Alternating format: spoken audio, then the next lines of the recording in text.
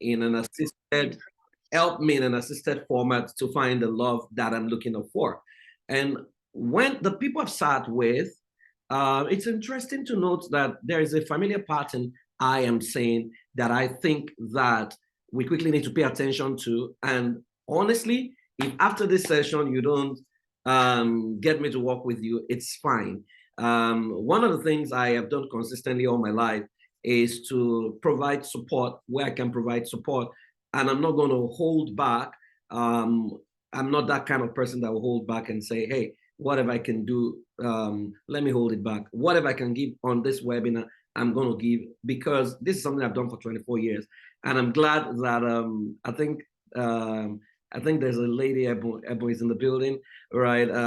I might get her to share her own experience, and which I think will help some of us. Because I remember that when I started coaching her, I was saying to her after all assessment that the kind of man she's going to get is going to be a reward, right? That was what I said. And then when eventually they got connected, it was too good to be true. And she was going to run away, literally, to say, every time she would say to me, Pierre, this thing is like I'm dreaming, you know. It's all, and I said, we said you're going to get a reward, and now the reward has come.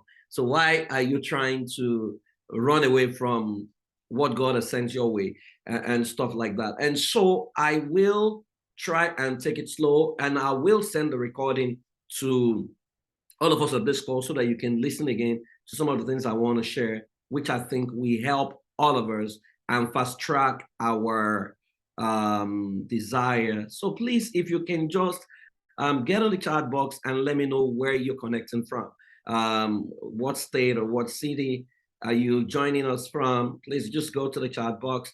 If you are, maybe your name and where you're joining from. So if you're joining from Dallas, Texas, just say Shade from Dallas. If you are in Minnesota, just say Shagun from Minnesota. Just go to the chat box. Thank you. Please kindly do that. I want to welcome you officially and thank you very much. Okay, Stella from Los Angeles, good to have you. How is LA today? I hope it's not too cold.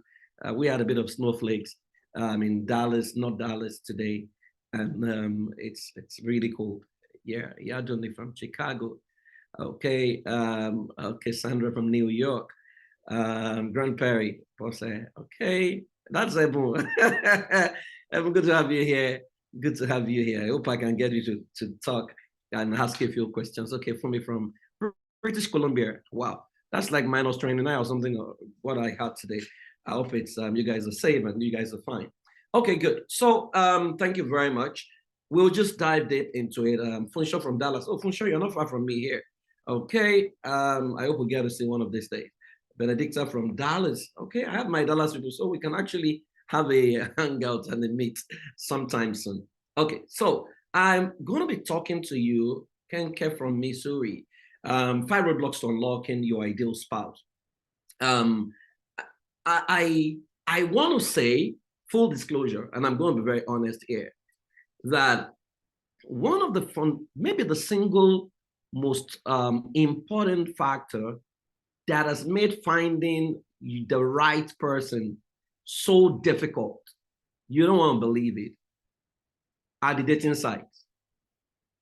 Those dating sites, or what we call dating apps, is the biggest distraction and biggest challenge to finding your soulmate. You don't have to agree with some of the things, and feel free to disagree. And I'll tell you, because in the last 2 weeks, I have sat with quite a number of eligible guys. I still sat with about 2 today that are very eligible. And the thing is, when people talk to me, they are very, very honest because, I mean, confidentiality clause, and they know that their secrets are safe. So they are always in their natural element, right? And so I was talking to a guy 3 days ago who says to me, Praise, I have an average of like 4 girls I can sleep with every week. As in from the dating apps. See, I just go on my dating app and the average person there wants to have sex. And I'm like, what makes you think the average person there wants to have sex? Because I know a lot of people on the various dating apps who don't want to have sex. They're looking for good relationships. And the guy says, see, that is going to be tough. That it's not saying that there are not so many guys there who are also looking to connect, But it's going to be tough that majority of the guys, including married people, are just on that app because they want to have free sex. And so I left the meeting, taking a look at him and wondering what exactly is happening here. So what are the chances that an average, good-natured ladies, and I must commend many of our ladies on this call, I've met some of you, sat with a few of you. I am super proud of what you've done with yourself. The biggest challenge now is how do you find the kind of guy you're looking for who has also prioritized working on themselves? One of the reasons I sat with someone and the person thought, oh, maybe I was a dating app and then I was just going to get you a guy. And I said to her, I said, I am not that person who will introduce you to one guy and then the guy's going to make your life miserable. So I do my due diligence. And that's why what I've seen people do in assisted matchmaking is that they take the ladies through a lot of trainings, a lot of coaching. Then they bring guys who have not developed themselves, who have not gone through any kind of training to come and date those girls. Those ladies. By the time the guys come in, you realize that, hey, the person you're talking to, you are way ahead of the person and you can't even stand the thinking or the way he's processing things and what have you. And then it becomes a case of empowered women dating disempowered men. And that is becoming a crisis right now. However, it's not really a big problem. Once we are done with this session, you would see what you may have been missing that you're not paid attention to, right? And so my name is Praise Fowowe, and for 24 years of my life, I have worked with people building successful families. I have coached a number of people to a successful marital life. Some of them have done over 20 years in marriage right now. And a lot of them are doing pretty much well. And I'm helping quite a number of other people get into a love relationship. Last year or 2 years ago, I worked on a model, which was a 13-week coaching program, C-Suite, Finding the Love of Your Life. And that was the program everyone attended. And then, it was very intense because every Sunday evening, I had to sit with them. I had to make adjustments. I had to audit their pages. I had to change a whole lot of things. I remember one of the people on the call, once I told her she needed to put out new pictures, what she needed to do, the kind of pictures she needed to take, if she wants to really attract the right guys. I remember that a pastor came after her to say, why are you appearing desperate? And I said, yeah, I love what I'm hearing. Your pastor feels you're desperate. Is he going to marry you? Right? Do you want to get married? So you don't have to bother whether people think you're desperate or not, right? There are no hard and fast rules about these things, right? So in 24 years, I have worked with some of the most difficult marriages across different continents of the world. I have pioneered the professional family life sector in Nigeria before I moved to North America. And I've functioned also in Europe effectively and worked a bit in Asia as well, right? So what I'm going to be bringing to the table today is something that is very vast. And if you are open-minded, trust me, you will know exactly what to do after this session. So let me ask you a simple question.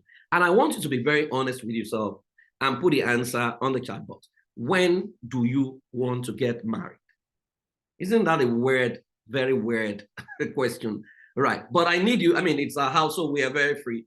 And then we're not going to pretend here. When do you want, if I could wave a magic wand right now and get you married, when do you want to get married? Can you put the year or the date? Or maybe if you have a date or you have a month or you have a year, can you put it on the chat box? Let me see. All right. Let me see. That's my first question. Let's see the answers. 2025. I love that. October 2026. Also, it's very specific. November 2025. Okay, 2025, May 2020. May, Ken, that's like, May is like 3 months away. Okay, very doable. Who else? Okay, I love the people who have put their dates in there. Fantastic. And I really, really appreciate you for being honest. So it means that almost everyone here wants to get married within a space of 1 year, thereabout. Okay, fantastic. But then here is the question. Why do you think you are not yet married? Why are you not married? Do you have an idea of why maybe you've not attracted the love of your life, the kind of person you want? If you have to guess, What do you think is your reason why you're not yet in a loving relationship that is going to take you towards marriage? Why? You feel free to use, and you can actually raise your hand or mute yourself if you want to speak up. In your own opinion, why do you think you're not yet married? You might want to put it as a comment, or you might want to put it, raise your hand and just talk about it. Right. If you have to take a guess, what will that be for you? Anybody who wants to try? Why do you think you're not married yet? Is it that you can't find the guys, or you don't even know where to go, or you're meeting unserious people? Anyone at all? The house is very quiet. What's going on? Anybody, any reason why you are not yet married? Okay. I am an eating gemstone. Okay, FA says eating gemstone. All of the above. Lola said all of the above. Okay. The guys are scared of commitment. Absolutely. Very correct. The guys are scared of, and I told you why. Some of them had terrible divorce, a terrible experience. I mean, I've sat with quite a number of them. Many of them, it's a trauma response. And so I'm working with quite a number of them. And that's why I've told them, I can't connect you with any woman yet, because you're going to make a life miserable. And I don't want to project your past pain on any good woman, because she is not at fault what happened to you. And some of them, because they're getting free sex from the dating apps, they don't see the need to be committed to anything, because they already have children that they are raising with their ex. And then, I mean, they feel it's good to be free, kind of. So someone says, I think also limited exposure to meeting people due to remote work. Okay, thank you very much, Stella. Okay, so we go ahead. The third question is, who have you been scripted never to marry? And I want you to be very honest, because it will show you something fundamental that you have not paid attention to. When you were growing up, were there particular races, culture, groups of people that your parents specifically told you, you must not marry this person? You can't afford to marry a white man. You can't marry a Japanese. You can't marry this group. You can't marry that group. You can't marry Christian. You can't marry Muslim. You can't marry Catholic, right? If there was any group like that for you, can you put it on the chat box? Let's see. Let's see the kind of group you have been scripted never to marry. And I'll tell you why this is so important. When I was growing up, my dad in morning devotion would tell all my sisters, we were in Nigeria then, he would tell them, you can afford to marry from this part of the Yoruba land. You can marry an Abeokuta person. You can marry this person. You can marry that person. He says, on those state people will say, please don't marry Jebu Egbas. Okay, yes, Abiola says, Kakoshin, right. And Abiola, I want to believe that you've met good people, you know, from that particular race that you have not paid attention to, because you have been scripted not to look in the direction. Thank you very much. I love the fact that you're confirming that. Right. And where are the other people? Who have you been scripted never to marry? Right. Because what I found out is that a lot of us are not looking to marry a human being.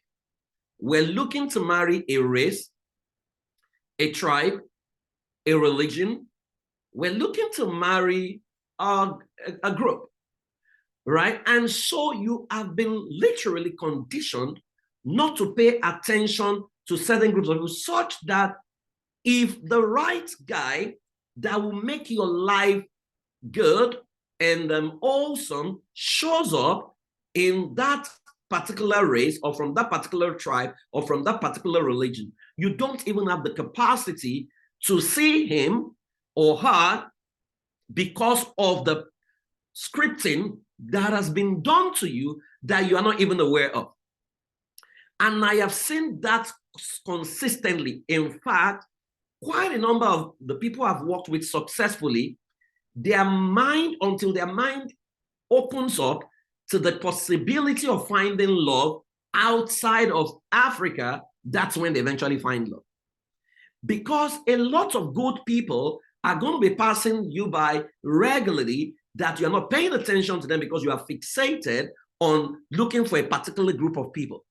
Now, the sad part is this.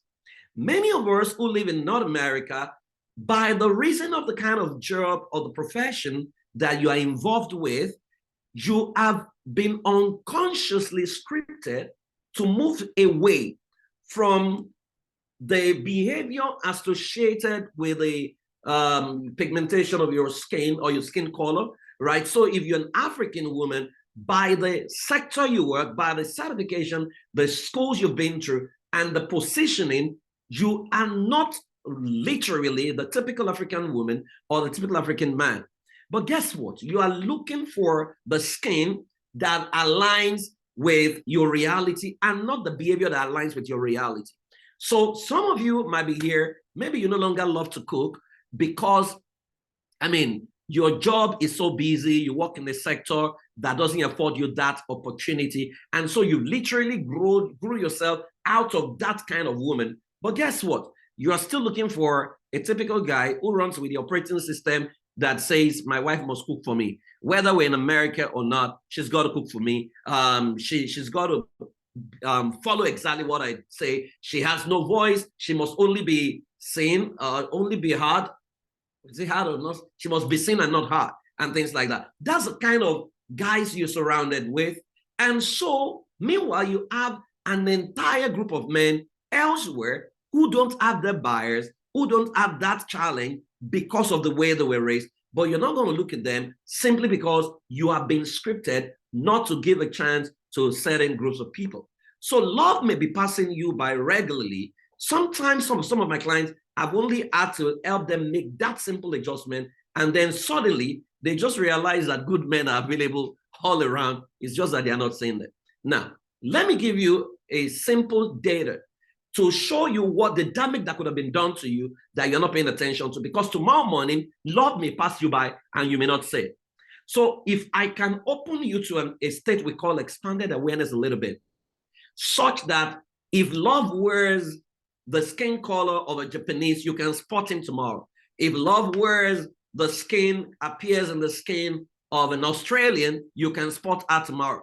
Now, global population says 8.1 billion people live on this planet, right? And so I streamline it a little bit to say, okay, what's the total population above age 35? Because everyone here wants to get married to someone within the range of 40 and above. Right, total population from age 35, 60 to 65% of 8.1 billion, which is 4.86 to 5.27 billion people are within that age range.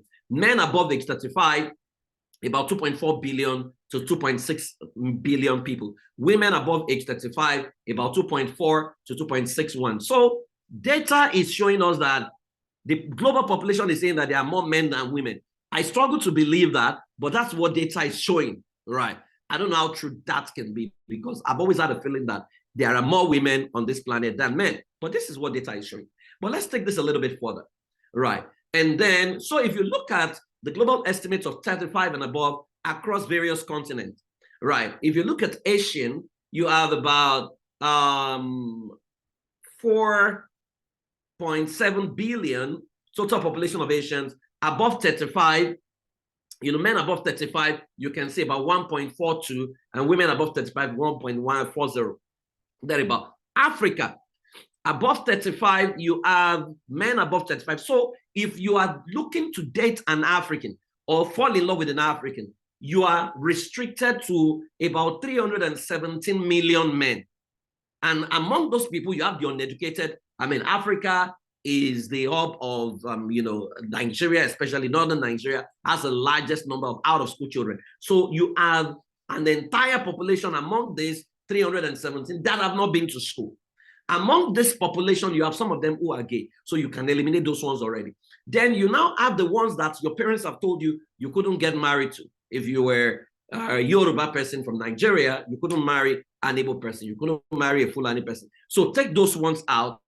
It will begin to show you the true picture. Now, if you are a strong Christian who is, given to your Christian values, most likely part of this conditioning is that you can marry a Muslim, you can marry a non-Christian. In fact, it's not just that you can't even marry a Muslim. That's a no-no for some of you, right? You can't even marry a Christian that you perceive not to be born again, where your definition of born again is aligning with a set of codes, right? And so if the person you meet maybe cannot pray the way a born-again Christian should pray, you are likely going to eliminate him, right? And so if you look at this data, this number shrinks a lot further. Then you now have the people who they're eligible, but they don't have the worldview you want. You want to be the kind of woman who can play with your man, but a lot of men out there wants to be Lord of all, wherein when they speak, you can't respond. You can't have a conversation. You have to be respectful. They want the they want the behavior of their mother in the modern day woman, right? And so that's what you find if you're looking for Africa. Now, if you are open to date non-Africans, right? The pool you are going to be dealing with is larger. So you have a combination of Asian. So it means if you're a woman, for example, if you add this 1.42 billion Asian men to the European men, 246 million. The typical European man, you see have bad people in there, but you have some people, at least the basic things you might want, they have. But then you have been conditioned not to look at them at all. Then you have the North American men, about 181 to 196%.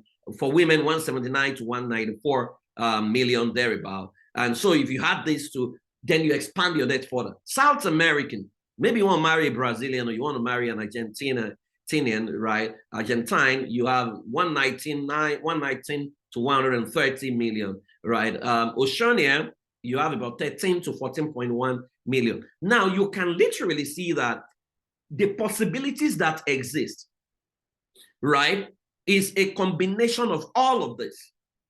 But by conditioning or by your own decision, you have most likely restricted it to a tribe, to a race, and to a religion.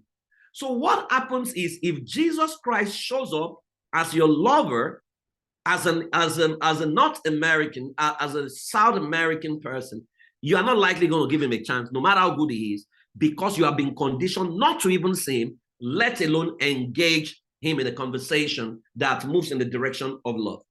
Now, so what this is saying is that, so if you shrink it a little bit further, now you go to the part of religion.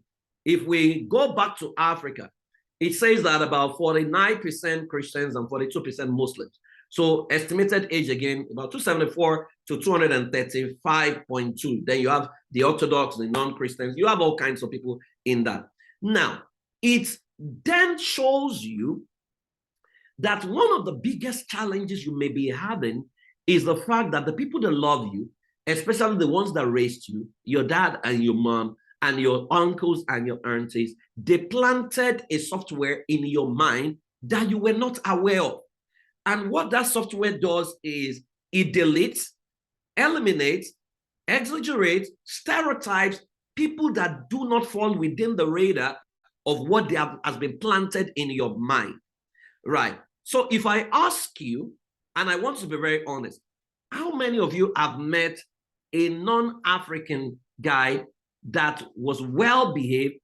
I mean, you interacted with him, he was well-behaved, but you did not even consider him as anybody that you could date. You didn't even see him in that light or see her in that light. You just engaged them as casual friends or colleagues and stuff, and you moved on because your mind is fixated on it's got to be an African.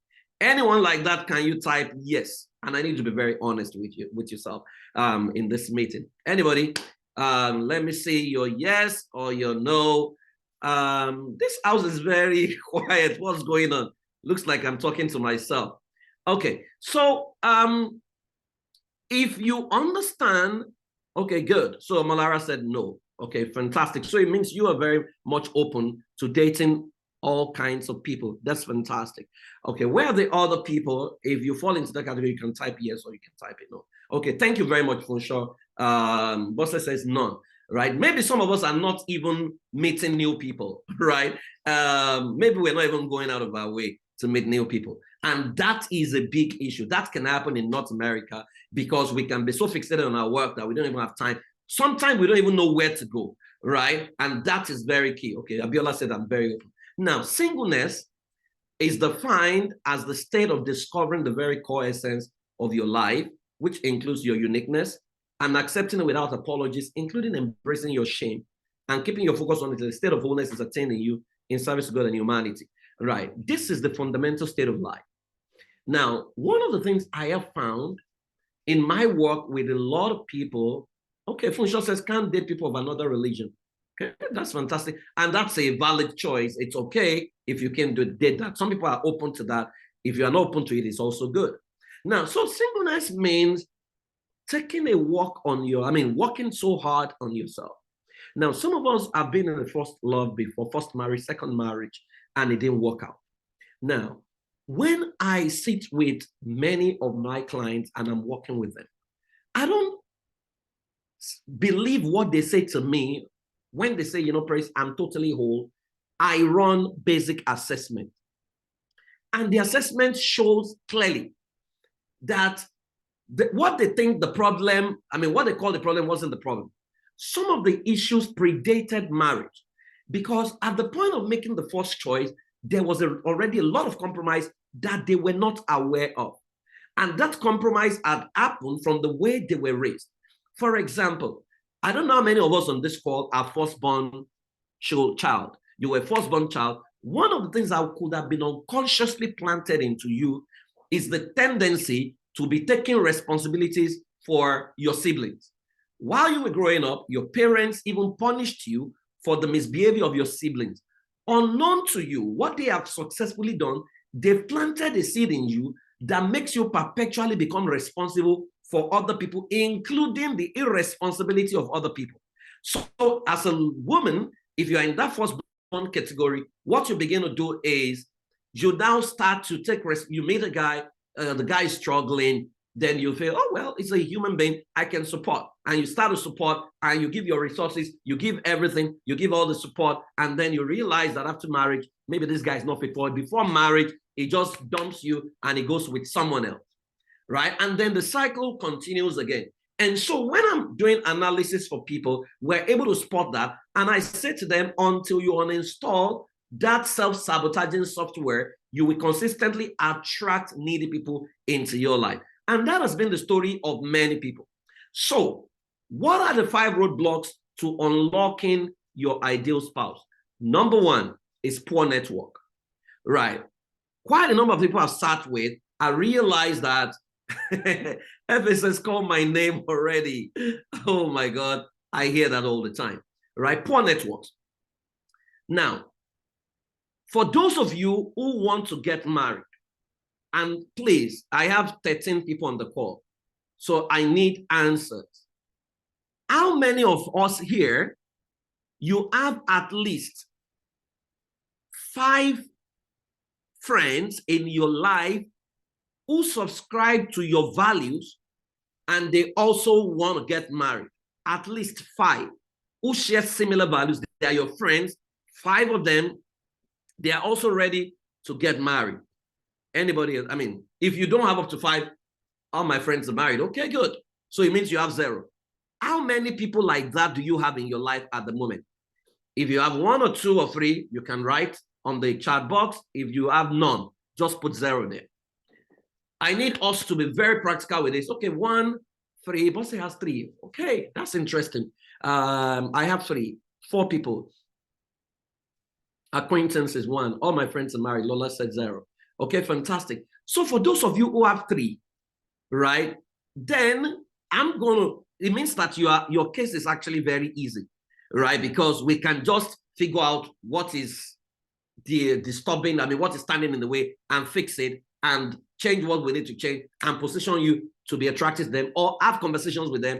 Because if they're your friends and they are talking to you about other people, they're not talking to you about you, you're wondering what's going to happen, and then you want to have that conversation with them so that you can eliminate and know that you're just friends, nothing is going to happen here, and you can spread your tentacles elsewhere, right? Yeah, but guys, I don't mean, except I know you don't swing on the other side, right? Guys, opposite sex. Sorry, I didn't. I thought you were referring to ladies. No. I don't. Oh, no. I have none. Okay, good. Right. So that is showing something. It's showing poor networks, right? Because one of the things that happened to us is that a lot of us, if we've the first marriage did not work, and now we're back in the market. Because what has happened, so almost everybody has 0. Because what has happened over time is you've already moved to a new phase where almost all your friends are married. You are no longer in the dating game. And so the mentally shifting back to being single, even though you are now back to being single, right? Technically, you are single, but mentally, you are married, right? And so if you don't consciously shift that energy from I am now back to being single and now making friends with eligible singles. That's why I love assisted connection much more than dating, the dating apps, right? If you don't intentionally shift and begin to now recruit, that's what I call it. I recruit people who are eligible, who share your values into your life. You just realize that you can go an entire year and you really won't get married, but you are not meeting people. Right. And so if you don't have enough eligible people, that's already a gap. We need to find out what is going on. Right. Are you not meeting the right people? Are you not going to the right places? Maybe you don't belong to the right set of people. We need to audit the groups you are spending most of your time with. Because many of us say, so this is what I see. Somebody says, I won't get married. Right. And then I don't have any guy in my network right now. But then I now audit what are the activities you are doing when you have some free time. And I realize that they are really, really serious activities where they are not likely going to meet eligibles, right? And so I say to them, can you go volunteer at a place where you can distribute food? Can you volunteer at a place where you're likely going to meet people who at least you can make friends with? And then you can now begin to eliminate and figure out. In fact, I've had to organize, I once organized a meeting for some of my clients, about 3 C-suite executives who wanted a relationship, and they had nobody like that. So I said to them, can you identify some of the men you've met who fall into that category, but you have never had that kind of conversation with them? So invite them over for dinner. So we got about, I think 9 of those men. They were the ones who invited them, and then about 4 ladies.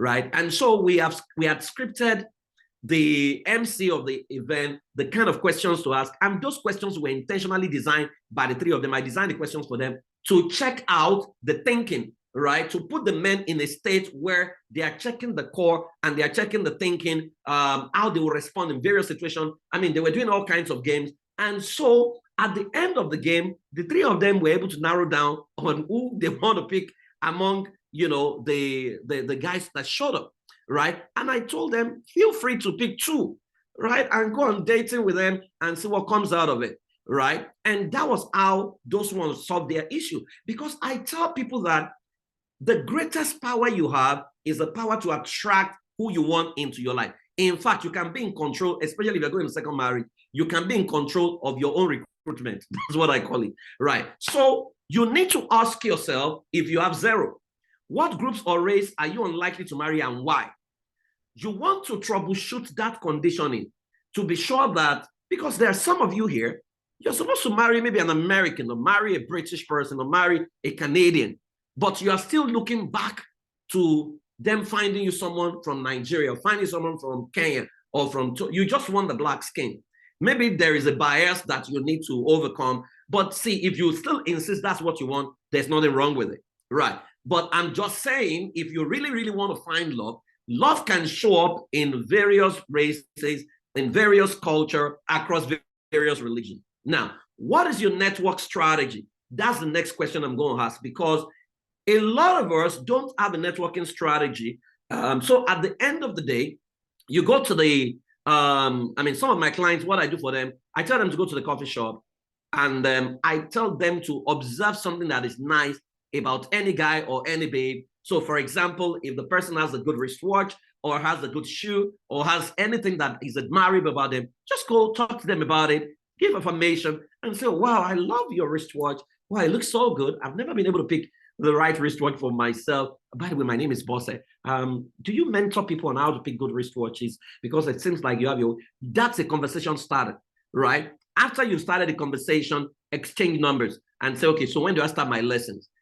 It's not about wristwatch. You know exactly what you want to figure out, right? And that's a way to connect them. So people go in and out for meetings, go to places. They see someone that they like, they have attraction for, but they never talk to them, right? And so I have just solved a simple problem, that's something that you can apply tomorrow. And so this is the issue. We said that being poor, I talked about poor network. Poor is passing over opportunities repeatedly, right? So the question is, how many eligibles do you pass by daily that your frequency couldn't pick? How many of them are you going to pass by tomorrow? See, if you can activate your reticular activating system and define to say, I want a good man, and define the qualities in total, right, on what exactly you're looking out for, by the time you show up tomorrow, you begin to see, I mean, it's like someone who says, I want to buy a red Tesla, right? By tomorrow morning, you begin to see a lot of red Tesla. What has happened is you moved your reticular activating system to begin to spot what you're looking for. It's a simple law of attraction. So if your network is poor, we need to do some work on that, right? And when I coach people, I give them, a maximum time of 1 month to totally transform their network by giving them tasks they need to do regularly, right? And for some of my clients, I always tell them, I'm a tax master when I'm coaching people, right? If you don't do what I ask you to do, right, the consequence is you pay a fine for it, right? So that's number one. Number two is unrealistic expectation and wrong beliefs. This has stopped a lot of people from finding the right person. So perfectionism. See, the perfect person you're looking for does not exist because you are imperfect as well. So I always say to people that you have lost a right as an imperfect person to expect perfection from someone else. So perfectionism, if you are here, I mean, you are given to perfectionism, it might be your personality type. So if I run your personality assessment, I might be able to know whether you are a systematic force. Systematic force, naturally, that's what we call them. They are perfectionists, right? So they are looking for a world that doesn't exist, right? Then some of us, the challenge we're having is a challenge of beliefs. You have been told, find the opposite. Data has shown us in the last 10 years that opposites can attract, but opposites will eventually repel. That what you are looking for is your kind. If you look at your trajectory, look at the last marriage, right? Quite a number of you may have married opposites, right? And so it's a function of what we've been taught. For example, there was a wrong conversation that was placed in my head when I was in the university, when they would bring people to our fellowship. And one of the guys they brought, who was an authority, said the best of friendship do not make best of couple. And a lot of people who were in deep friendship, they eventually went to propose marriage to someone else. And I worked with some of them. Many of them were in pain. In fact, I had one of them who had been married for 21 years and said, Praise, I'm not going to divorce. I've just carried this as my cross for the rest of my life. But I know the person I should have married. The only reason I didn't marry her was that guy that came to preach to us and told us that best of friends don't make best of lovers. The person you should get married to is your best friend, for crying out loud. Kind is what creates bonding. If you marry your kind, and that's why we say that your tribe is not the tribe you were born into. Your tribe are the people with that person that vibe like you. It's a product of thinking.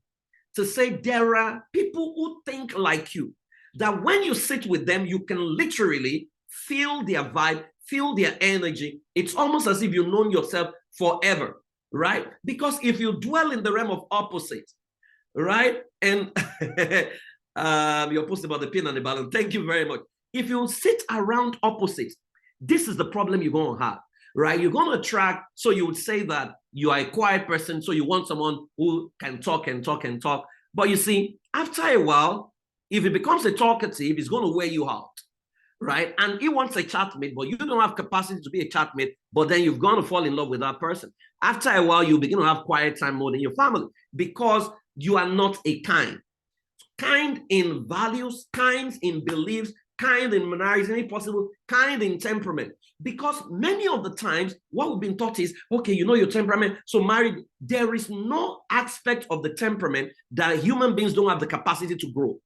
So don't abdicate your personal responsibility to other person and be looking for that person to come and call. It's one of the fundamental errors that a lot of preachers and teachers of relationships are teaching. But data is showing otherwise, that the best of marriages is among kind. In fact, I researched 25 couples who have done 40 to 65 years of marriage. And I built a framework around it, which has become one of the best certification programs for family professionals across the world right now, right? And I realized that all the people I surveyed and I researched across 11 years, 96% of them were kind. And so you could see the vibe, you could see the energy, you could see how much they enjoy their own company as against, he talks too much, right? But I've learned to just cope with him.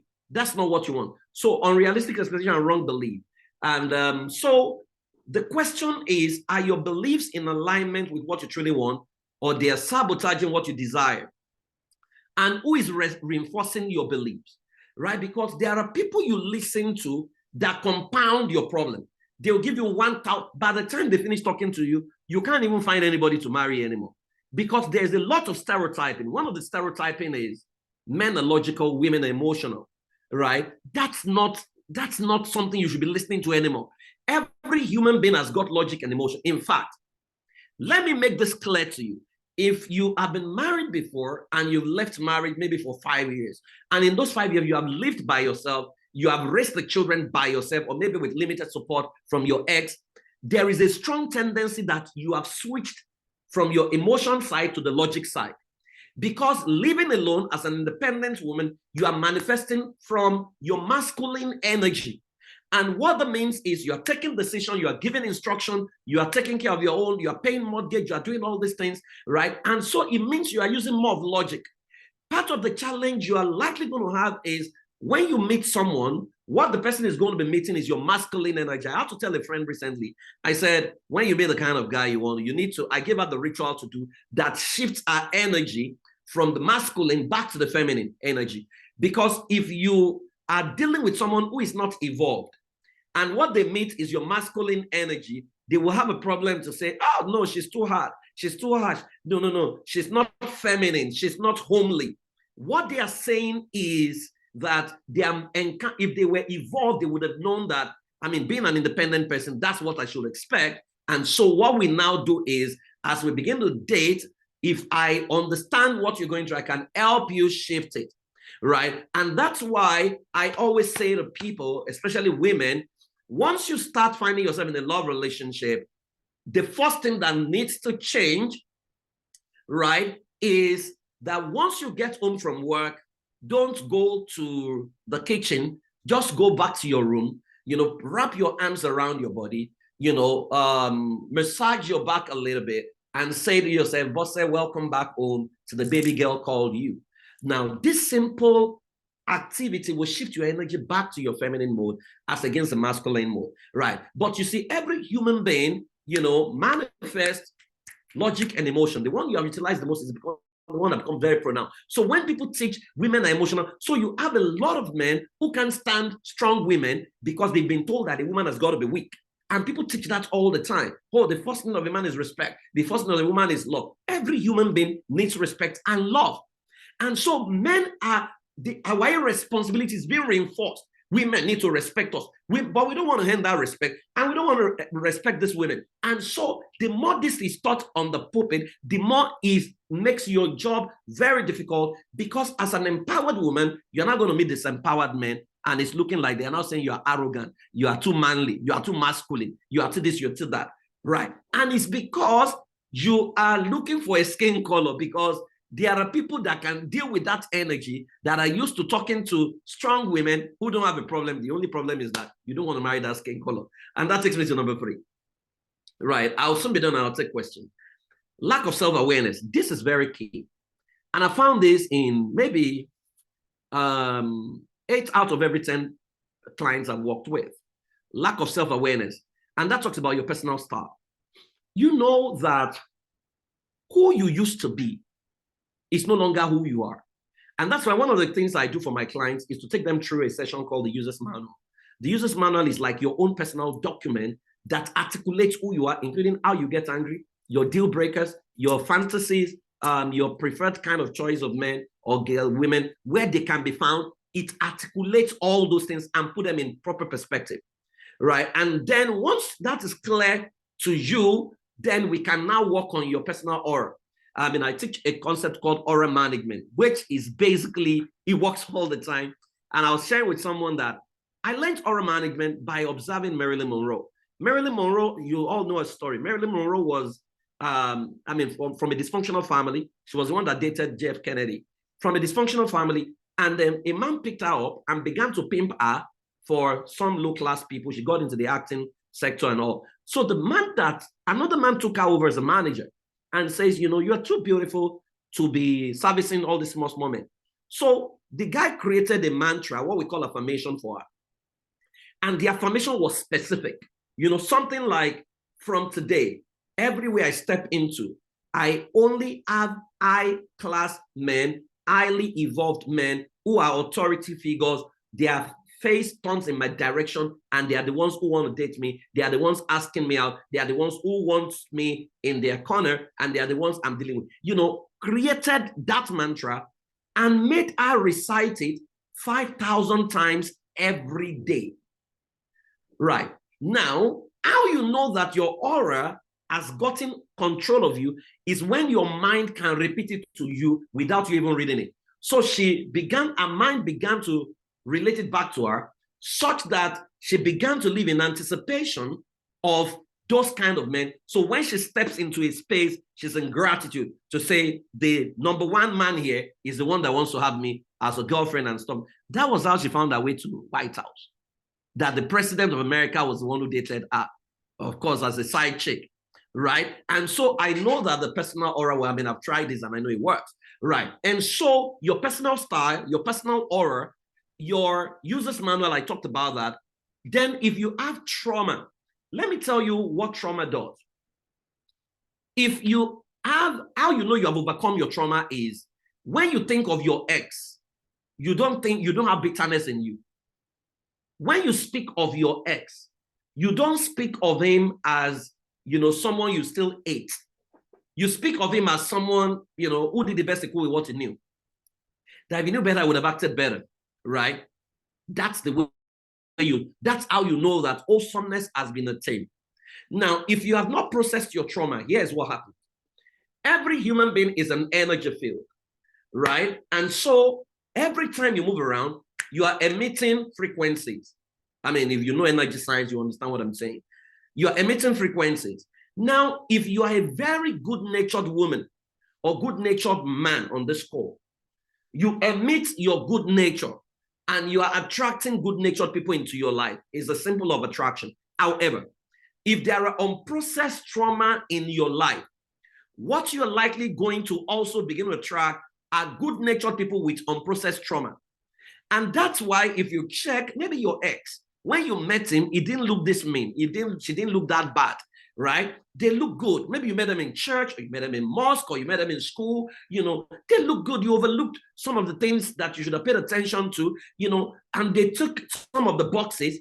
Then when you started living with them, you were wondering, what was I thinking when I made this choice? Right? Because there was something that could have gone wrong with you that you didn't even pay attention to when you were making that choice. And so we always insist on wholesomeness and trauma elimination. Unfortunately, very few men come in for sessions on trauma processing and trauma healing because, again, the dating app distraction. I mean, some of the guys will tell you, see, Praise, I have a lot of women who are desperate to marry. They should be privileged to marry me. And I'm saying, no. They will be paying to marry you because you're going to make their life miserable. You have not dealt with this trauma, right? And so trauma, wholesomeness, and healing becomes very critical. Then personal signal and frequency. Personal signal and frequency is very simple. It's to say what one word will govern your engagement with everyone you meet, right? And what that means is, so we have what we call perceptual code, and we have what we call personal signal. Perceptual code is a descriptive word that governs your engagement with everyone you meet. You hardly find me fight on social media or fight in real life. You will not catch me. Why? Because I know the way I see everyone I see. So if you say every human being you see from tomorrow, how will you see them? If you say every human being is a royalty, that perceptual code will govern how you engage, will govern how you relate with them, you will govern how you communicate with them, including how you correct them. So if it's a royalty or she's a royalty, you are asking yourself, how do I correct a royalty? So even your anger is programmed in the way that you are not flying off the handle and just doing things as you like. Right. Now, what that does is it helps you, treat people with dignity. Now, your signal, on the other hand, is the feedback you want everyone you engage to have about you. That when you hang out with people for 5 minutes, 10 minutes, and you are leaving, what do you want them to say? So when many of us say that you can't predict what people say about you, it's not. At some level, you're right, but it's not totally correct. You can actually determine your signal that says, Bosse is sweet, right? Or Sheon is elegant, or Rosalind is extraordinary, right? If that is your signal, you want to emit that signal everywhere you go in the way you talk. So you're asking, how does an extraordinary person talk? How does an extraordinary person dress? So you will no longer be able to wear the things you normally would wear because you have defined the signal you want to send. So when you get into a place and you are leaving, everybody says, oh, wow, that lady is so extraordinary. And then, of course, every guy wants to come to talk to an extraordinary person, and then you can make your choice. So signal, your personal signal must be so you need to ask, it's a task I'll give you. Ask, when you get home, ask 10 people who are close to you, 10, and ask them if there is one word that they have to describe you, what will that one word be, right? If there is one word, what comes to their mind when they see you? A descriptive word, right? If 10 people, at least 4 or 5 of them do not mention the same word, then it means you have no signal. And you should worry, because it now means you now need to start your journey to being intentional, right? Because your signal is critical to you finding the right spouse. And that takes me to number 4, which is the second to the last: poor communication skills and imaging, right? Personal pitching. How do you introduce yourself? Very key. If you want to introduce yourself, there are so many elevator pitches you can use but if you are introducing yourself to a guy, it's not just about your name. You are literally selling yourself within a space of 10 seconds. When people ask me, Praise, what do you do? I make your life better. Because I know they're going to ask, how do you make my life? How do you do that? Right? I'm not saying I'm going to turn your life around, because I make your life better. At whatever level you are, you want something to be better. So people asking me, how do you do that? Right? So imagine if people are saying, introduce yourself, and you're saying to them, I'm just a blessing to humanity, that wherever I find myself, I'm just indispensable, and I make everyone smile, right? And people are looking at you one kind. That's who you are. You have a right to introduce yourself anyhow, right? And then, so personal pitching is how you introduce yourself to people. And when you leave them, you need to have an appreciation script, right? That you're sending them a message to say, oh, thank you, it was nice meeting with you. Well, I look forward to adding value to you some other time. You need to be very intentional with some of these things. Number 3, signal elicitation. I've spoken about personal signal. First, interaction and dating dynamic, which I can't get into. Profile audit and adjustment. Please let me say this. Some of you, I have had to go and check your profile on Facebook. I've attempted to check some of you out on Instagram. And trust me, some of you don't look like you won't get married this year. It looks like you are promoting a church program, or you want to be a pastor, because it looks like there's a lot of religious programs on your timeline. Yes, we know that you are a churchgoer, but there is nothing saying that you are available for dating, right? You are not crushing. You guys are laughing. You know yourself, Abby. You are not crushing on yourself. So imagine every day before you go to work, you take a picture of yourself, and Lola, I didn't find you, right? You take a picture of yourself, and you are crushing yourself, and you're saying, whoa, this is the most beautiful woman on the planet today. You can't meet me, and your life won't get transformed. And you just drop that in there. Tomorrow, you take another picture to say, I was just crushing on myself today, and I was wondering, God must have made me on a Monday, because he must have rested on a Sunday. I just love the value I have to humanity. Day 3, you are taking another picture and say, anybody who gets in touch with me and want to marry me is very lucky and favored, because he will be meeting an epitome of perfection. You are crushing on you see, you are literally saying, come get me, without saying, come get me. But if what we see on your page is, we are doing one prayer meeting tomorrow, and then it's not coordinated. It's not even that if there's a specific church. They will say you're subtly advertising. What are you doing? Aren't you advertising? Right? Coca-Cola is still advertising till tomorrow. You are crushing on yourself. Let them call it whatever they are calling it. Don't you want to get married? You have no business with them. Right? And so if it will look weird, but if you do it consistently, you know what it means? When you have done this for 3 months, it means everybody who comes to your page, they are just smiling. People stay on your page and they're smiling and they're looking at you and they're excited. Contrast that with your DP. I told the lady, said, oh, praise, help me get. And I said, I don't even know what you look like because your DP has some power must change and something. I said, what does that mean? This is not saying anything to me like you want a spouse. I can't figure you out. Power must change and what does that mean? That does not communicate what you are looking for. So if power must change and as a guy, I get on your page and I see power must change, I'm going to run. Right? There is no welcoming picture. So you need to invest on taking good pictures, right? You need to invest on taking good pictures. So you want to crush on yourself is part of the activities you need to. Profile adjustment, profile audit across board. Somebody was telling me the other day, I don't know if she's on this call, I had to literally make her to move our Instagram from private. She wants a lover, but then she's on private. I'm like, are you for real? So we have to take permission to even see what you look like, right? Now she's in a very serious relationship. I told her to join this call, right? And she's just excited. So I went to check and I realized that now she's been on public for because she joined my class last year. And number 5 is entitlement mentality. Benedict, I'm shouting at you, right? Okay, so please go and adjust that. You can adjust that right away. Okay, Abiola, why are you guys on private now? Right? You want a private relationship? Please go and put it on public. Right? So you see that I'm solving problems already. Number 5, entitlement mentality. Many of us, we have this mentality of I'm a good boy, I'm a good girl. So God is compelled to give me a man. And God, as a young lady, I didn't fornicate. I was a virgin. I got married as a virgin. So I don't even deserve.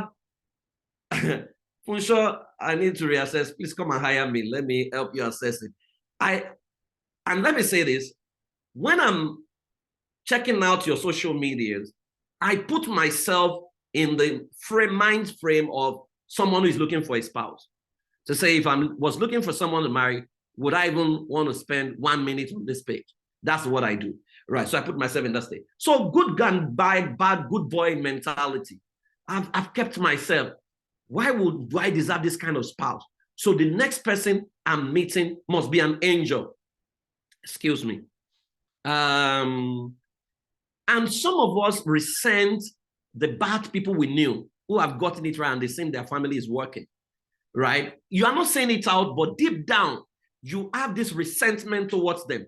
And so you have not resolved your trauma with God because you are upset with God. You have not told him, but God sees your heart.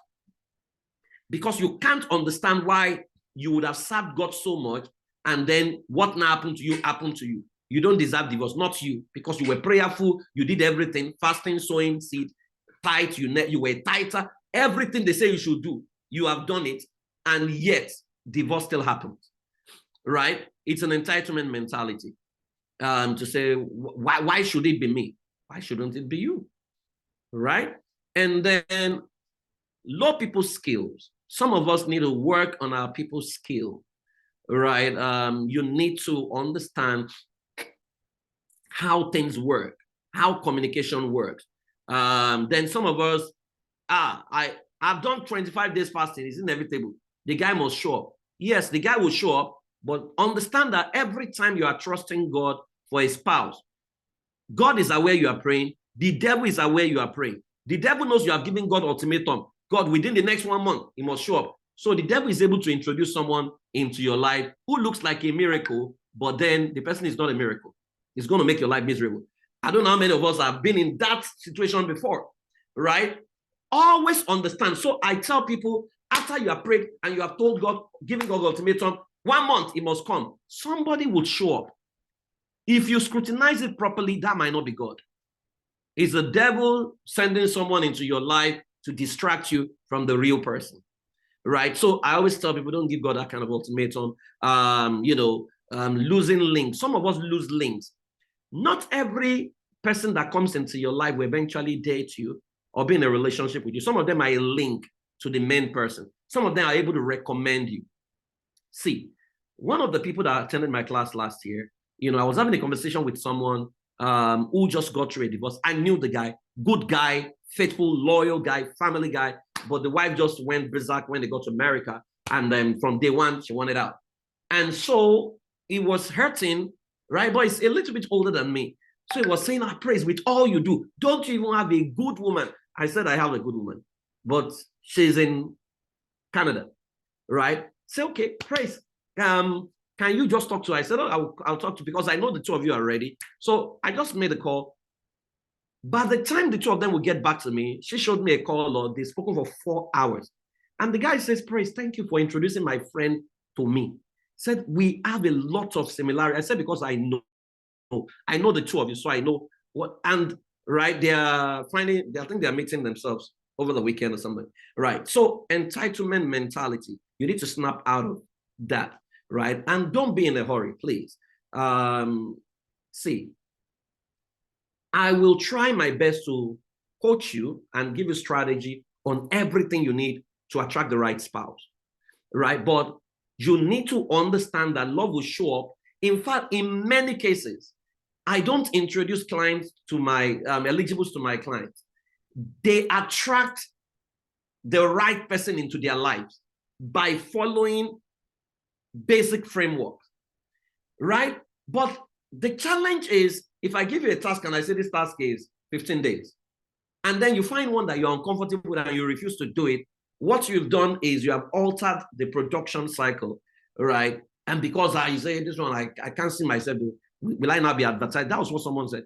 Say, will I not be advertising myself? No. If the husband will come, let him come there. If he doesn't come, I will enjoy my life. That's also fine, right? So entitlement mentality is something we need to snap out of. So let me tidy this up by asking you the question, who do you need at this stage of your life? You need to understand that most likely you are not looking for a human being from the standpoint of human being alone. Some of you are looking for a partner. Are you aware of your core needs in this stage of your life? Some of you are looking for a father, a mother, or a mentor because you are all over the place. You want to travel. You need someone who is not going to cage you, who looks at your extreme and enjoys it. That's a father. That's a mentor, right? So if you are that lady, you know you are a high impact lady, see through it all over the place. You want to conquer the world. A father and a mentor is what you need, not a lover boy, right? Someone who is mature, who can look at you and say, that's my babe, right? It's a father you need. Some of you have suffered with your ex, and then you gave up everything, made a lot of sacrifices. You are looking for a reward, right? You're looking for a reward. But let me say this carefully. One of the things that sabotages a lot of us is that we are not clear about what we are looking for. We are clear about what we don't want. What you don't want is eventually what you attract into your life. The things that I fear the most has come upon me. So when I'm asking people, what do you want? Oh, I don't want a man that will cheat on me. I don't want a man. That is what you will attract. It's a simple law. Because your mind does not have the capacity to process can't, won't, don't, and all these things. Right? So instead of saying what you don't want, can you state what you are looking for and what you desire? Some of you are looking for a fixer. You don't like therapy. You can pay for therapy. So you need a partner who will fix you.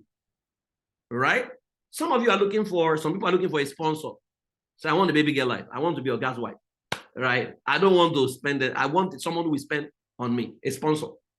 So if you get a sponsor and the sponsor is not affectionate, it was a sponsor you wanted. Some people want a hustler. Say, I want someone that we can hustle together. It's a choice. And someone wants a rest. You want a place where you can call someone you can call home, right? The list is not exhaustive. You can have your home. The question is, what do you think you want? Can you put it on the chat box? Based on what I've taught you so far, what do you think? Who do you think you are looking for? Are you looking for a partner? Are you looking for a father, a mentor, a reward, a fixer, a sponsor, a hustler, a friend? Are you looking for a place of rest? Boss said a partner. Fantastic. So I've come back. I believe that you want all of the above. Someone will let me, Fabiola, you want a mentor, father. Why are you not married? Is the final question. So these are the 4 critical tips you need to check out when you start meeting people. 4 things. You are likely going to overlook this 4 because it's not taught. 1, if you are checking out anyone, first thing you must check out, who is he to himself or herself? Is this someone that forgives himself? Or someone who is very hard and never forgives himself, begins to blame him? That's the candidate for depression. Is the person kind to himself? Is the person prioritizing personal development? Is the person giving to growth? You want to check that out. Number 2, who is he or who is she to those around him or her? How does he talk about his friends? How does he talk about his parents, his siblings, her siblings? How does she talk about her ex? If you meet someone and everything they have to say about the ex is bad, almost like the person is a demon, run. Right? Because people must take responsibilities for the role they played in all of these things. Right? And so, who is he or she to those around him? You want to pay attention. He talks down the parents, talk down the siblings, talk down everybody, and say, me, I don't have time for nonsense. So if anybody does, I go to social media, I will tear them down. It means your matters, every quarrel will be on social media. Number 3, who are you to yourself? That's a self-audit. Who are you to yourself? Are you kind to yourself? Do you love yourself? Do you crush on yourself? And lastly, who is he or she around you? When you hang around this person, do you feel energized or you feel low? You feel less than yourself? Do you feel you are worth nothing? Even though you've been having a high energy, then this person comes in, then you feel very low, like you are not worth anything, right? You need to check for vibes. Every time this person leaves you, you are always asking God for forgiveness. You want to check. These are the 4 key things you want to check out when people begin to show up on your radar. Okay, so I am going to take a few questions. Let me see, Ebon. Ebon, are you here? Is Ebon still here? Or she's gone? Okay, Ebon, if you are here, you can just put on your camera. I just want I want to ask you a few questions, so that you can share a bit of personal stories. But any questions so far before we shut down? I have shared 5 things that you need to pay attention to and 4 things you need to look out for in an ideal partner. So I hope this has been helpful. Any question? Let me take 1 or 2 questions before we shut down. I know that some of you are booked for a one-on-one with me, 50 minutes. Yes, I can see some on my calendar. I'm going to sit with you. If you are here to do your one-on-one, please. That's the link to sign up for it. Okay, Abiola, you have a question. Yeah, Abiola, please unmute yourself and ask your question. Can you hear me? Yes, I can hear you. Thank you so much for the free webinar. I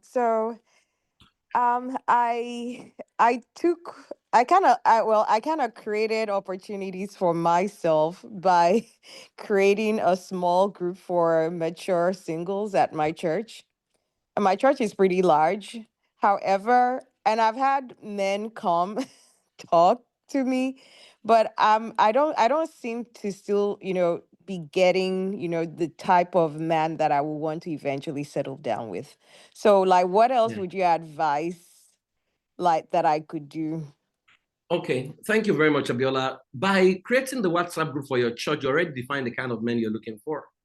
They Not can't a be, WhatsApp group, a small group at church. yeah, yeah. So they Yeah. can't be, I mean, if you have created a small group in your church, right? The people you will meet are the people from your church who listen to what you listen to, right? So you will be like, you're like someone that is looking for the big fish in a brook. The big fish goes through a brook once in 20 years, and the last one passed yesterday.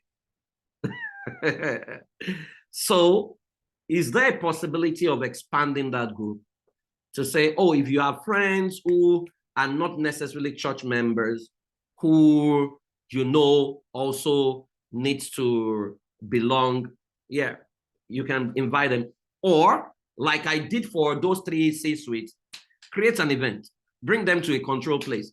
Let people bring all kinds of people, who subscribe to the person. You can list 5 values that is basic, that you want everybody coming to the room to have. And then I can sit with you, I'll get an MC, who will create all kinds of questions and conversations while you just sit and you're observing the depth of the thoughts of so for example, if you ask a simple question to say, so if your spouse, your wife is saying to you that, that you should help with kitchen chores for the next 2 weeks, is this something you are able to do? And someone that you're behind says, it means he wants to turn me to a wife. I cannot do that too. You already have your answers. You know the kind of man you're dealing with, right? That's not what you want. You want a highly evolved person, right? So, out of the abundance of the mouth speaks. So you create conversations and scenarios that will get them to speak up, right? And from there, you can almost say, these are not the kind of people I'm looking for. Then you extend your search, right? To other places. But you need to, I love the fact that you have taken the bull by the horn, but then what I will do, yeah, even though you have created a church group, I wouldn't make it just about church group. I will make it a specific spec of people, male and female, that I'm putting in that group, right? Wherever I'm meeting them. Oh, are you open? We have a small group. We hang out. We go for dinner. We have conversations and blah, blah, blah. That's how people create their own networks. And so if you do that, you're not just going to find the person you're looking for. You are also able to give people, spouses as well. Right. So that's what I think you should do. I think you need to expand the network a little bit more, because no matter how large your church is your church a multiracial? Abiola, is it Oh, multi? sorry. Yes, I was on mute. Yes, it's national. There are about 70 plus countries. Okay, so that's fantastic. Mm. But you might want to get in new people, more people who are not necessarily church members, and then create events and tell them to also invite people, right? Yeah, and that's what we do. So we do a mix of class and events. So, Mhm. we go, like we go dinner, activities, like escape room. We do, you know, those type of things. But it's just that I'm still not pulling that the kind of people that I would personally want to date. So what kind of people have you been pulling in? Can you describe, if you have to describe those kind of people? There, two of them, two of them at least that I know have expressed direct interest in me. They're like really more like laid back people, men. There's one that is pretty charismatic. He's younger than me, but at this point, I'm not, I'm not, cutting him out of the, in realm of possibility. So, but like the other two, they're just like, very laid back, chill. They would let me do what I want to do, but they don't just spark my interests like that. Okay, Yeah. so this is it. You know what you want. Because I Mm, think I have an idea of you. You know what you want, and yeah. don't pick what you don't want. Yeah. Hoping that you just continue to search, right? Yeah. And so what I would do, if I was one working with you. I'm just going to work on your aura and Yeah. create your affirmations and then create your anticipation. And then we monitor that over the next 2 months and see the kind of people you begin to attract. Because sometimes you just need to shift your energy a little bit. And then once you are in control of your aura, what you attract also changes. Basically, if you're a Christian and you're aiming use aura, is the simple state of incubation that Jacob used to crossbreed animals when he was working for his father-in-law, right? Was his father-in-law? Someone was working for Jethro. Yeah, yeah. That was so. That's the biblical interpretation for what I'm describing. But in energy science, we call it aura. So that might be what we need to do, such that you attract them into your life. Yeah. Okay, thank you. Yes. Any other question? Any other question? Any other? Yeah, my name is Iyadunni. GK. Yes, Ajike. That's a family name. Oh, okay. That's a last name. Okay. Yeah. So Yeah. how can I help? Yeah. I think I'll really need a one-on-one. Because they say I'm masculine. And there's no way I'm not going to be masculine. Because I got married late. I was really, really mature by the time I got married because I didn't want to get married late. That's one. Two, the marriage was I just spent about plus or minus 2 years in the marriage. And that was when I was in my 30s. Now I'm in almost 60. So I've been alone for years. I've been a single parent for a long time. I've been doing my thing for long. So when guys come across me, most usually, like she said, that some who are laid back. Me, I've got my things figured out, pimping. I've been carrying my cross all this while. Don't laugh, oh. So when they now come and you are still dilly-dallying, Oshinfa, big me, and me that I'm used to making my decision promptly, I'm off. Yeah, I'm gone. Because I've got stuff to do. I've got things to do. So you can see that's a little bit complicated. Yeah, it's not complicated. So there are two ways to it. Maybe three, but let me talk about two. So, when people say, when people talk about men with women with narcissistic tendencies, right? I always say to them that number one, don't use that word if the person has not been clinically diagnosed. But I always say that do they realize that those people are always very successful in their workspace and they are always very driven. And so what is happening to those kind of people is that they bully their way in the place of work, but they want to bully their way in relationships, thereby hurting the people they love. Right. And so because you have been by yourself for a long time, you have manifested your masculine, you have lived in the masculine space for too long. And so for 24 years, I'm 24 sorry, years. For 24 years. Exactly. Yes. I do all the men and the female because I cannot allow men to be taking advantage of me. Yes. So I do my stuff. So that's fine. So again, I will take you back to what are you looking for? Are you looking for rest? Or are you looking for, because you have to mentally process that and define what you're looking for. Now, are you looking for a mentor? Are you looking for a partner? Now, if you're looking for a partner, I must say to you that you will find the kind of partner among Africans, but they are not common, as it were.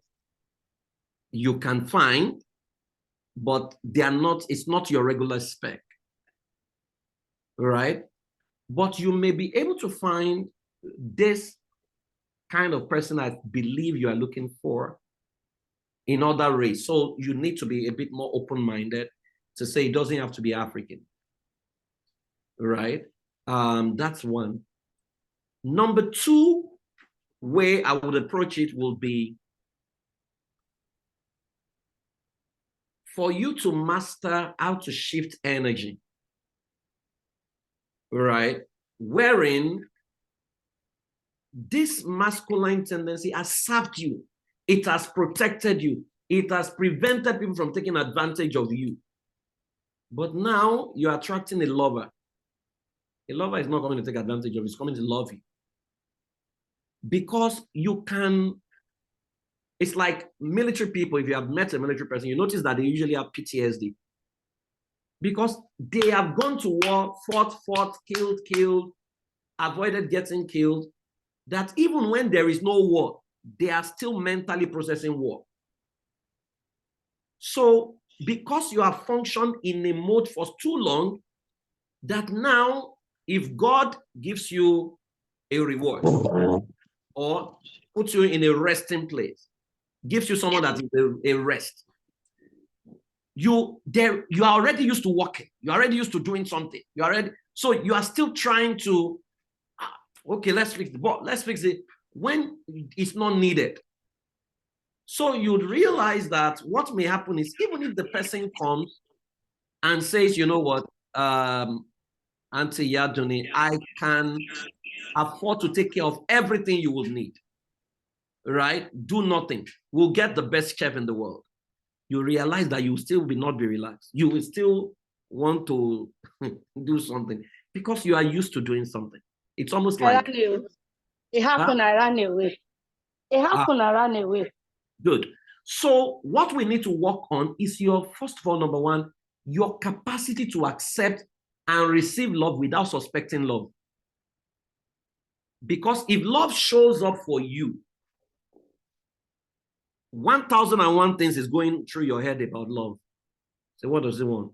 Is it going to do this? Is it going to do that? So we need to take you out of the war front and take you home to the peaceful space where you can enjoy yourself and enjoy the beauty of another person without getting into warfare. So literally, it's about slowing you down by showing you a few techniques that when you step away from work and step away into a romantic relationship, you need to be able to let go, be vulnerable, and be the baby girl that you want to be. So that whosoever is coming your way, who's going to be a blessing to you, can fully complete his assignment. So it's a bit of work, but very doable. It's just a number of exercises that we have to guide and check and monitor over a period of time, and then you'll be fine. I have someone like that. She's 60. She's 60. She's about starting a relationship now. It took me about 1 year plus to get her to that space where because I mean, when she gets the relationship, she goes from 0 to 100 almost immediately, and then the relationship is off. The guys take off, So I had to say to her, you know what, we need to calm down, and I understand where your heart, and it's not your fault. But the person who wants to love you is not likely not going to see that. It takes a professional to sit down and walk through it with you. So that's what we might need to do, man. Funsure is saying we're dealing with the same issue. I've been independent for 7 years. Most men see me as an there's nothing called overachiever. Maybe you have been meeting underachieving men. Do you get? Right. So what we need to figure out is your kind, where are they located? Right. On this planet, there is a space where you will go that what you call overachievement suddenly looks like you're an underachiever.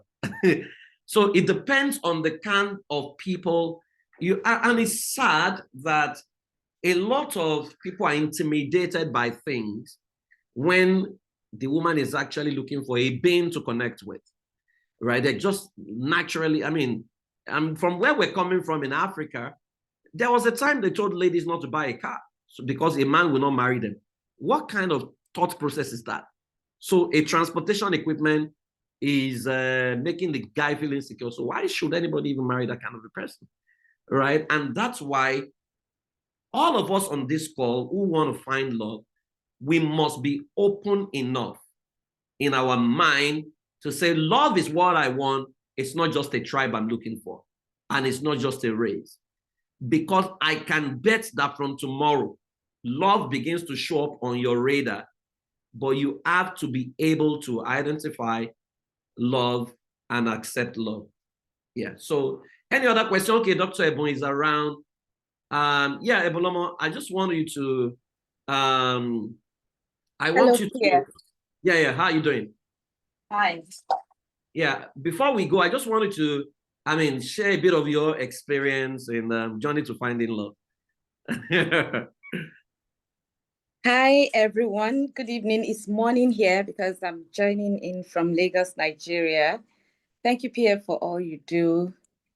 So let me just say a few things to what Iyaduni said. When Pierre was talking about the oral management, that was one thing that stood with me when we're in that class. That's the C-suite class, the oral management, because the truth of the matter is I realized that, and yeah, PF has talked about energy. We're a ball of energy, we're full of energy, and the energy we give out is what we attract. So I'll just encourage Oladuni. I got to that point. Yeah, I was the one that was changing my bulb, servicing my generator. I was also like that. But not until I got to that point in that class, I got to the point of the warrior in me is tired. The warrior in you needs to be tired before you can drop that guard. There's a need to drop the guard. And I remember PF telling me that there's no trophy in I do it alone. Now I raise the children alone. There's no trophy in it. That's just the truth. We just put ourselves in that it's like a feminism move. And the truth is, it takes two to survive on earth. Okay, so for me, the oral management was the main thing for me in that class. And I remember the last class we had, I was asking PF questions. Because before we ended that class, I was already attracting people, but that class helped me because I knew I got to understand who I am and what I wanted. So when people were coming, I would just be like, no, this is not what I want. I got to that point of confidence in myself to say, no, this is not what I want. And I was so sure that what I wanted would come. So it's about also affirming yourself, because PF gave us different affirmations in that class that I was affirming myself every morning. And just like I said, what you say out is what you attract. The energy you give out is what you attract. And so it happened. And it's still like magic because this person currently is airbound, is coming into Nigeria today. We are meeting for the first time. Started dating fully in November. My mom passed in December, and he's coming to Nigeria for my mom's funeral. It's going to be around for 3 weeks. So I don't know if you see that as a big deal, but it's a big deal. And it's just beautiful. Love is just beautiful, and you can fall in love again. Love is so beautiful, and it is possible. So healing is very important, because I had to go through therapy, healing, working on myself. I've been divorced and separated for 13 years. It was 13 years in November. And I never dated. So he is like the first person. And it was because I told myself, no, I don't have time. Just like Yaduni, I don't have time. Let me just focus on my focus. Let me raise my daughter. Let me do my life and all that until I met PF and I started that work of transformation. And he looked at me one day. PF, remember, he said, is it God that is this wicked? You think God is so wicked and God will allow you to be like this for life? So for church folks like me in those days, I used to be a church girl. And church things, church gathering and all that. These are the people you will attract. Sorry, I'm sorry. I'm sorry, 1 second, please. Somebody called me and my Bluetooth was off, moved on to speaker, so I didn't hear what you said in the last I only heard last that. I'm sorry for picking everybody back. That it's awesome that the person is coming to your mom's funeral. After that, I didn't hear no. Oh no, it's recorded. You can replay it. Yeah, go on, Ebon. Okay. So I lost my line of thoughts now, but I'm saying that healing of our soul because of the baggages, because of the kind of upbringing and conditioning we had growing up. A lot of us don't even know that all these things are the ones working against us. And not until we go through that journey of healing and therapy. I run the Sunshine Hub community that PF created. That Sunshine Hub community is where we have men and women, divorced men and women, and we're about 150 something or 160 something now. And so I've also interacted with a lot of people in this space. But for me, it was like, okay, let me just be helping them. Yeah, I'm not interested. Let me just be helping them, Not until, I said, okay, can we drop this guard? Can we drop it? Then I said, okay, PF, what do you think? PF like, God is not wicked. God has everyone in mind. And it's the truth that God is mindful of everyone. So for every church folks here, yeah, we do church thing, church gathering. I'm sorry to say, but the real deal guys will not be in the church singles something, except you put in programs that will attract them. Because some of them are tired of church girls. If you understand what I mean, some of them don't want church girls because church girls have done them shaggy too. Just like we did them get shaggy. So church girls have done them shaggy too. And so they might not want to be, in their mind, they want decent, good girls, but they might not be in the church community. So organizing, I think it was, I can't remember the name. I think it was Funshore that said in church. Yeah. So if you now have programs that will bring those guys from outside in, it was difficult for us to get men on Sunshine Up group, but right now we have about 35 of them. We had to now create another room for them to say, okay, men's locker room where they have their interaction. And you need to hear what these guys say. You need to hear what these guys say. You'll be surprised that they are also thinking the way you are thinking about them. They're also thinking the way you think about them, to be like, so no. it's reciprocal. Yes, you'll be surprised. I hosted one of them last week Thursday. I don't know if you can check sunshinehub.24.